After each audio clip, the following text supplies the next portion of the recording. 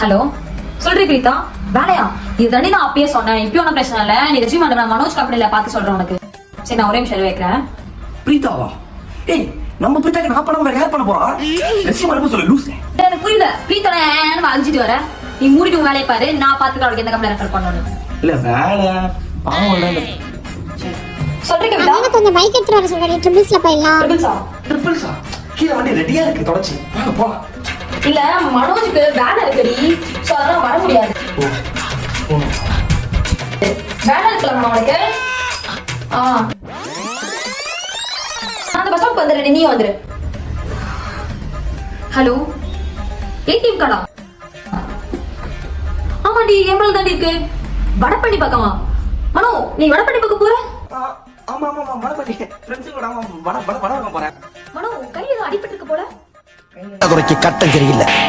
நம்ம கூட விளையாடுறது